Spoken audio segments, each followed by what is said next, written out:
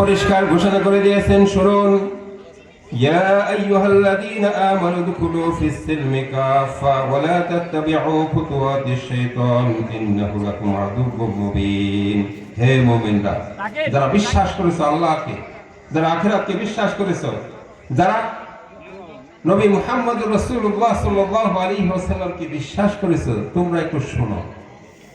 উদখুলু ফিস সিলমি কাফা, তোমরা পরিপূর্ণভাবে ইসলামে ঢুকো, অর্ধেকটা বাইরে আর অর্ধেকটা ভিতরে। এইভাবে তোমার ইসলাম কবুলযোগ্য হবে। যদি তুমি পরিপূর্ণ ইসলামে না ঢুকো, তোমার পরিবার, রাষ্ট্র, সমাজ যদি ইসলাম অনুযায়ী চালাইতে না যাও, তাহলে তুমি কিছু করা লাগবে না, অটোমেটিক শয়তানের অনুসারী হয়ে যাবে, কিছুই করা লাগবে না। ওয়ালা তাত্তাবিউ খুতুওয়াতিশ শাইতান ইন্নাহু লাকুম আদুউউম মুবিন। নিশ্চয়ই কি শয়তান তোমাদের প্রকাশ্য শত্রু, কিন্তু সেই শয়তানের শত্রু তোমার চেনার পরেও তোমার আর কিছুই করা লাগবে না, শুধুমাত্র কি করছো না, পরিপূর্ণ ইসলাম মানতে তুমি রাজি হও নাই, আর কিছু করা লাগবে না, অটোমেটিক তুমি শয়তানের অনুসারী।